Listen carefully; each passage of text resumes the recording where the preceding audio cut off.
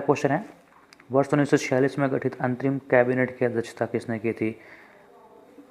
अंतरिम कैबिनेट जिन लोगों को नहीं पता हुआ तो वो तो मैं बाद में बता दूंगा, लेकिन अंतरिम कैबिनेट से हमारा देश आज़ाद हुआ था तो उसके पहले भी एक मंत्रिमंडल बनाया गया था आज़ादी के पहले, तो उसकी अध्यक्षता जवाहरलाल नेहरू ने की थी। ओके, अंतरिम कैबिनेट याद रखना। संविधान सभा के सदस्यों को नामित किया गया था। जो हमारा संविधान एक संविधान सभा ने बनाया था, तो उस संविधान सभा को कैसे, जो संविधान सभा के सदस्य थे उनको कैसे नामित किया गया था? उनका चुनाव नहीं हुआ था दोस्तों, उनको नामित किया गया था प्रांतों की विधानसभाओं द्वारा, क्योंकि जो प्रांतों से चुने गए थे 292 सदस्य प्रांतों से चुने जाने थे, तो उनको तो प्रांतों की विधानसभाओं ने नामित किया था, और जो देसी रियासतों से चुने जाने थे सदस्य, उनको जो है देसी रियासत जो राजा होता था उसने नामित किया था। नेक्स्ट क्वेश्चन, संविधान का निर्माण किसके तहत हुआ था? तो संविधान का निर्माण हुआ था कैबिनेट मिशन के तहत। 1946 में कैबिनेट मिशन आया था, उसके तहत संविधान का निर्माण हुआ था। मोस्ट इंपॉर्टेंट क्वेश्चन है। नेक्स्ट क्वेश्चन, ब्रिटिश पार्लियामेंट में चुना जाने वाला प्रथम भारतीय कौन था? तो रास बिहारी बोस नहीं थे, सुरेंद्र बनर्जी तो चुनाव हार गए थे। Your answer will be C, Dadabhai Naoroji. Dadabhai Naoroji was the first man to elect in British parliament. Next question, Bharat की संविधान सभा का प्रथम अधिवेशन कब शुरू हुआ था? तो जो कैबिनेट मिशन के तहत हमारी संविधान सभा बनी थी, उसका प्रथम अधिवेशन हुआ था 9 दिसंबर 1946 को। Your answer will be B. Next question, संविधान सभा का अध्यक्ष कौन था? तो संविधान सभा का अध्यक्ष थे आपके, देखो एक चीज़ याद रखना, कई बार हम लोग भूल जाते हैं ना, लोग गलती कर देते हैं BR अम्बेडकर और राजेंद्र प्रसाद में। तो जो पूरी की पूरी संविधान सभा थी, जिसमें कि टोटल 389 सदस्य चुने जाने थे, तो उसके पूरे सदस्य थे आपके डॉक्टर राजेंद्र प्रसाद। ठीक है, भूलना नहीं आप लोग। नेक्स्ट क्वेश्चन, संविधान सभा का संवैधानिक सलाहकार कौन था? तो संविधान सभा के संवैधानिक सलाहकार, उस समय दोस्तों क्या होता था, कोई गूगल था नहीं कि आपने किसी देश का संविधान देखना है तो उसको डाल दिया गूगल पे और मिल गया। तो हुआ क्या था, प्रैक्टिकली BN राव को संवैधानिक सलाहकार बनाया गया था, और फिजिकली इन्होंने 60 देशों की यात्रा की थी और वहाँ पे गए थे और सब देशों का संविधान लेकर आए थे और इकट्ठा किया था, और उसी से निकल के भी हमारा आगे संविधान बना था। नेक्स्ट क्वेश्चन, भारत का संविधान पूर्ण रूप से तैयार कब हुआ था? तो भारत का संविधान 26 नवंबर 1949 को, ये 50 लिखा हुआ है, गलत है, ठीक है, 26 नवंबर 1949 को पूर्ण रूप से तैयार हो गया था। लेकिन ऑफिशियली जो है बहुत से प्रावधान जो है, जैसे नागरिकता से संबंधित प्रावधान और भी बहुत से प्रावधान थे जो 26 नवंबर 1949 को ही लागू हो गए थे, लेकिन 26 जनवरी 1950 को ये जो है पूर्ण रूप से लागू किया गया था, क्योंकि 26 जनवरी 1929 को जो है लाहौर अधिवेशन में पूर्ण स्वतंत्रता की मांग की गई थी, तो वो बहुत महत्वपूर्ण दिन था भारत की आज़ादी के लिए, इसलिए 26 जनवरी का दिन चुना गया था। नेक्स्ट क्वेश्चन, भारतीय संविधान में सबसे ज़्यादा प्रभाव किसका है? मतलब जो भारत का संविधान बना उसमें सबसे ज़्यादा प्रभाव किसका है? USA के संविधान का, कनाडा के संविधान का, ऑस्ट्रेलिया का, या भारत शासन अधिनियम 1935 का? तो मैं बताना चाहूँगा दोस्तों, भारत शासन अधिनियम 1935 में जो अंग्रेजों ने पारित किया था, तो हूबहू कम से कम 2/3 हिस्सा जो भारत का आज का संविधान है उसी का ही अंग है, कुछ तो उसमें पूरा का पूरा वैसे उठा लिया गया। नेक्स्ट क्वेश्चन, संविधान सभा के अस्थाई अध्यक्ष कौन थे? देखो हमने अभी लास्ट को स्लाइड में पढ़ा था कि संविधान सभा के अध्यक्ष कौन थे, तो संविधान सभा के अध्यक्ष तो डॉक्टर राजेंद्र प्रसाद थे, लेकिन ये अस्थाई अध्यक्ष का शब्द कहाँ से आ गया? क्योंकि 9 दिसंबर 1946 को जब पहली बैठक हुई थी, तो उस टाइम पे इनके राजेंद्र प्रसाद का चुनाव नहीं हुआ था, तो उस समय क्या था, फ्रांस की तरह तर्ज पे क्या किया गया था, जो सबसे बुजुर्ग सदस्य थे उनको अस्थाई अध्यक्ष चुना गया था 2-3 दिन के लिए, तो वो थे डॉक्टर सच्चिदानंद सिन्हा। भारतीय संविधान के प्रारूप समिति के अध्यक्ष कौन थे? हाँ, ये क्वेश्चन है, ये तो मोस्ट इंपॉर्टेंट क्वेश्चन है। देखो भारतीय संविधान जो पूरी सभा थी, ठीक है, उसके सदस्य थे, सॉरी उसके अध्यक्ष थे डॉक्टर राजेंद्र प्रसाद। लेकिन जो एक उसमें बहुत सारी समितियां थीं अलग अलग काम करने के लिए, संघ समिति, राज्यों की समिति, एक झंडा समिति, और एक सबसे जो इम्पोर्टेंट समिति थी वो थी प्रारूप समिति, जिसने संविधान को पूरी तरह से लिखा था। इसको इंग्लिश में बोलते हैं ड्राफ्टिंग कमेटी। पूरा ड्राफ्ट किया था और उस पर बहस होती थी, फिर बाद में जो है फाइनल वो करते जाते थे। तो उस समिति में करीब 7 से 8 मेंबर थे।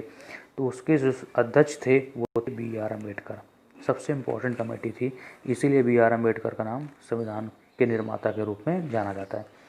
Next question, cabinet mission Bharat में कब आया था? ये मैंने पहले बता दिया था, 1946 में कैबिनेट मिशन भारत आया था। मोस्ट इम्पोर्टेंट क्वेश्चन है ये, 1946 में, और इसी के तहत भारत के संविधान का निर्माण हुआ था। नेक्स्ट क्वेश्चन, किस वर्ष जन गण मन को राष्ट्रगान घोषित किया गया था? तो इसका आंसर स्ट्रेट फॉरवर्ड होगा 1950 में, क्योंकि 24 जनवरी 1950 को संविधान सभा का जितने सदस्य थे वो सब मिले थे वहाँ पे और उन्होंने साइन करने के लिए आए थे। उसी दिन 24 जनवरी 1950 को जनगण मन को राष्ट्रगान घोषित किया गया था। नेक्स्ट क्वेश्चन, भारत का संविधान कैसा है? कैसा मतलब कठोर है, उदार है, कठोर या उदार का मिश्रण है, या कोई नहीं? तो मैं पहले बताना चाहूँगा दोस्तों कि संविधान कठोर और उदार कैसे होता है। कठोर संविधान उसका संविधान को कहते हैं जिसमें जो है संशोधन करना बहुत ही डिफ़िकल्ट होता है। तो ऐसा कौन सा, जैसे USA का संविधान है, अमेरिका का संविधान है, बहुत कठिन है, उसमें संविधान में संशोधन करना बहुत डिफ़िकल्ट है। और उसी प्रकार जो उदार संविधान वो होते हैं जिनमें संशोधन करना बहुत ईजी होता है, जैसे ब्रिटेन का संविधान है। तो भारत ने इन दोनों को नहीं अपनाया। भारत ने जो संशोधन की प्रक्रिया है वो साउथ अफ्रीका से अपनाई। तो इसीलिए भारत का जो है संविधान कठोर एवं उदार का मिश्रण है, क्योंकि भारत के संविधान में कुछ प्रावधान ऐसे हैं जो बहुत ईजिली जो है संशोधन हो जाता है, और कुछ प्रावधान ऐसे हैं जिसमें बहुत कठिन है। ये मैं आपको डिटेल में बाद में बताऊँगा। एक्चुअली मैं डिटेल में पढ़ा ही नहीं रहा हूँ, नहीं तो मुझे तो बहुत मज़ा आता है इसे पढ़ाने में। Next question, Cripps mission Bharat कब आया था?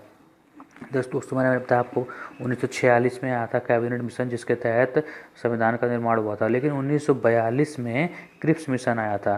सर स्टफर्ड क्रिप्स थे उसमें, उसके अध्यक्ष। उसमें एक क्रिप्स मिशन भारत आया था अंग्रेजों वहाँ इंग्लैंड से। तो उसने भी बोला था कि द्वितीय विश्व युद्ध की समाप्ति के बाद हम भारत को आज़ाद कर देंगे और भारत को जो है एक भारत की संविधान सभा होगी।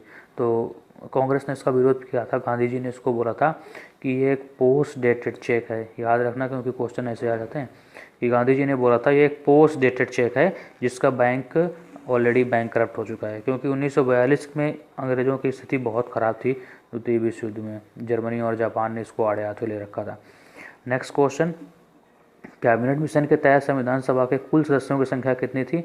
अभी देखो मैंने बताया भी था 389 थी कुल सदस्यों की संख्या स्टार्टिंग में। बाद में घटी बढ़ी थी जब पाकिस्तान अलग हो गया था, लेकिन स्टार्टिंग में कैबिनेट मिशन के तहत 389 सदस्य थे।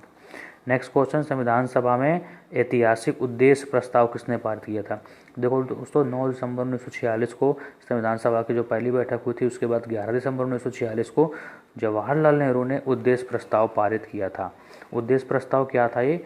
इसी उद्देश्य प्रस्ताव में एक बहुत 11 दिसंबर को शुरू किया था और ये जाके 13 दिसंबर को शुरू किया था और 22 दिसंबर को जाके ख़त्म हुआ था। और लोगों ने इसको जो है पूरी तरह से माना था, क्योंकि इसमें इस पूरे उद्देश्य प्रस्ताव पे लिखा हुआ था कि भारत का संविधान किस तरह का होगा और हमको आगे आगे क्या कदम उठाने हैं। पूरा एक जिस्ट था पूरे संविधान का। जो आपका प्रस्तावना है आज का, जो हमारे भारतीय संविधान का प्रस्तावना है, वो इसी उद्देश्य प्रस्ताव से ही मिलता जुलता है। नेक्स्ट क्वेश्चन, निम्न में से कौन सा व्यक्ति संविधान सभा में नहीं था? ये बहुत इंपॉर्टेंट क्वेश्चन है, क्योंकि देखो JB कृपलानी तो झंडा समिति के अध्यक्ष थे, वो तो थे ही। GB पंत जिन्होंने हिंदी भाषा के लिए संविधान सभा में बहुत लड़ाई की थी, वो तो थे ही। सरदार पटेल वो तो थे ही, क्योंकि जो जितने भी डिस्कशन होते थे संविधान सभा में वो 2 भागों में बढ़ जाते थे जनरली। सरदार पटेल और जवाहरलाल नेहरू ये बहुत ही प्रोमिनेंट व्यक्ति थे संविधान सभा में। नेक्स्ट आपके बताए महात्मा गांधी। महात्मा गांधी ने मना कर दिया था संविधान सभा का सदस्य बनने से, क्योंकि वो नहीं चाहते थे कि भारत और पाकिस्तान का बंटवारा हो। उसके विरोध में उन्होंने वो संविधान सभा में नहीं गए थे। तो जो answer will be C. Next question, संविधान को बनाने में कुल कितना समय लगा था? ये याद कर लेना दोस्तों, 2 साल 11 महीने 18 दिन का समय लगा था। मूल कर्तव्य कहाँ से लिए गए हैं? तो हमारे जो संविधान सभा के भाग 4A में जो मूल कर्तव्य हैं जिनको संविधान के 42वें संशोधन से जोड़ा गया था, तो वो कहाँ से लिए गए हैं? वो लिए गए हैं आपके, यहाँ पे वो आंसर ही नहीं है, वो लिए गए हैं USSR मतलब सोवियत संघ, जिसको अभी रसिया भी बोलते हो, वहाँ से लिए गए हैं। ठीक है, तो ये ऑप्शन में नहीं है, इग्नोर करना, रसिया से लिए गए। ओके, या USSR भी क्वेश्चन आए में ऑप्शन हो तो वो सही होगा। नेक्स्ट क्वेश्चन, संविधान की कुंजी किसको कहा जाता है? संविधान में 22 भाग हैं दोस्तों, तो जो प्रस्तावना है संविधान का उसको संविधान की कुंजी कहा जाता है, क्योंकि सुप्रीम कोर्ट ने अपने एक डिसीजन में बोला था कि अगर संविधान को समझने में किसी को कोई प्रॉब्लम होती है तो वो प्रस्तावना को रिफ़र कर सकता है, मतलब वो एक तरह का की हुआ। नेक्स्ट क्वेश्चन, किस केस में कहा गया कि प्रस्तावना संविधान का भाग नहीं है? दोस्तों जो सुप्रीम कोर्ट और हाई कोर्ट होते हैं तो वो एक अभिलेख न्यायालय होते हैं, मतलब रिकॉर्ड कोर्ट होते हैं। मतलब क्या उसका मतलब हुआ कि अगर वो जो डिसीजन दे देते हैं तो वो कानून बन जाता है एक बार। तो एक केस था, केस बेरूबारी केस में सुप्रीम कोर्ट ने बोला था कि प्रस्तावना जो है संविधान का भाग नहीं है ये। और फिर उसके 1972 के आसपास 1969 में, हाँ 1973 में ये केशवानंद भारती केस आया था एक सुप्रीम कोर्ट के पास, उसमें सुप्रीम कोर्ट ने बोला कि ये प्रस्तावना संविधान का भाग है। तो मतलब पहले ये कानून बन गया फिर एक ये बन गया, तो तब से प्रस्तावना संविधान का भाग है। तो जब प्रस्तावना संविधान का भाग हो गया तो उसमें संशोधन भी किया गया। क्यों? आप क्वेश्चन नंबर 24 देखो, 42वां संविधान संशोधन किससे संबंधित है? प्रस्तावना से, मूल अधिकारों से, संविधान संशोधन से, या इनमें से कोई नहीं? तो प्रस्तावना से संबंधित है, क्योंकि 42वें संविधान संशोधन तो बहुत बड़ा संविधान संशोधन है, इसमें मूल कर्तव्य जोड़े गए थे, इसको मिनी कॉन्स्टिट्यूशन भी जाना जाता है। ठीक है, तो इसमें प्रस्तावना में 3 जो है शब्द जोड़े गए थे। किस संविधान संशोधन के तहत समाजवादी, पंथ निरपेक्षता, राष्ट्र की अखंडता शब्द जोड़े गए थे? ये शब्द जो है प्रस्तावना में जोड़े गए थे। कौन सा संविधान संशोधन था? 42वां। नेक्स्ट क्वेश्चन, संसदात्मक शासन प्रणाली तथा विधि निर्माण प्रक्रिया कहाँ से ली गई है? मतलब जो हमारे यहाँ पे संसदीय शासन प्रणाली और विधि निर्माण प्रक्रिया चलती है देश में, तो वो कहाँ से ली गई है? वो ली गई है आपकी ब्रिटेन से। नेक्स्ट क्वेश्चन, मूल अधिकार कहाँ से लिए गए हैं? हमारे फंडामेंटल राइट्स जो संविधान के भाग 3 में दिए गए हैं, अनुच्छेद 32 से लेके अनुच्छेद 35 तक, तो वो कहाँ से लिए गए हैं? वो लिए गए हैं आपके अमेरिका से। याद रखना, बहुत ही इंपॉर्टेंट क्वेश्चन है। आपात उपबंध कहाँ से लिए गए हैं? हमारे देश में इमरजेंसी लग जाती है, लगने का प्रावधान संविधान में दिया गया है। अनुच्छेद 352, अनुच्छेद 356 और अनुच्छेद 360 के तहत 3 प्रकार की जो है आपात लगाया जा सकता है। अनुच्छेद 352 के तहत राष्ट्रीय आपात लगाया जाता है, अनुच्छेद 356 के तहत राज्यों में, जिसको राष्ट्रपति शासन बोला जाता है। ठीक है, और तीसरा होता है वित्तीय आपात, जब फाइनेंशियल क्राइसिस चालू हो जाती है देश में, तो वहाँ पे अनुच्छेद 360 के तहत आपात लगाया सकता है। तो ये आपात के उपबंध जो संविधान में दिए गए हैं कहाँ से लिए गए हैं? ये जर्मनी से लिए गए हैं, याद रखना आप लोग, बहुत इंपॉर्टेंट क्वेश्चन है। नेक्स्ट क्वेश्चन, राज्य के नीति निर्देशक तत्व कहाँ से लिए गए हैं? अनुच्छेद 4 में, सॉरी भाग 4 में संविधान के राज्य के नीति निर्देशक तत्व दिए गए हैं। मतलब एक स्टेट को, मतलब क्या क्या करना चाहिए, गवर्नमेंट्स को क्या क्या करना चाहिए देश की उन्नति के लिए, लोगों की उन्नति के लिए, तो वो उसमें प्रावधान दिए गए हैं। तो वो कहाँ से लिए गए हैं? वो लिए गए हैं आयरलैंड से। ठीक है, नेक्स्ट क्वेश्चन, समवर्ती सूची कहाँ से ली गई है? अभी समवर्ती सूची क्या होती है दोस्तों? क्या होता है कि हमारे संविधान में 3 सूचियाँ दी गई हैं। एक दी गई है संघ सूची, दूसरी है राज्य सूची, और तीसरी है समवर्ती सूची। तो राज्य सूची में जितने विषय हैं उस पर कानून केंद्र, जो संघ सूची है उस पर जो जितने भी विषय हैं उसमें सभी में कानून केंद्र सरकार बनाती है, और जो राज्य सूची है उसमें बनाती है राज्य सरकार, और जो समवर्ती सूची है उसमें जो है दोनों बना सकते हैं। तो जो समवर्ती सूची का प्रावधान है वो लिया गया है ऑस्ट्रेलिया से। Answer will B A. Next question, संविधान संशोधन प्रक्रिया कहाँ से ली गई है? मैंने पहले बताया था हमारे देश का संविधान ब्रिटेन की तरह लचीला नहीं है, ना अमेरिका की तरह टाइट है, तो हमारे संविधान संशोधन प्रक्रिया साउथ अफ्रीका से ली गई है।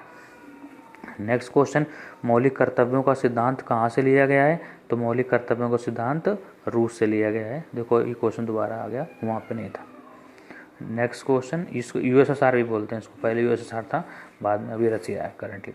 नेक्स्ट क्वेश्चन, भारतीय संविधान में कितने भाग हैं? मैंने पहले बता दिया था, भारतीय संविधान में टोटल 22 भाग हैं, याद रखना, इंपॉर्टेंट क्वेश्चन है।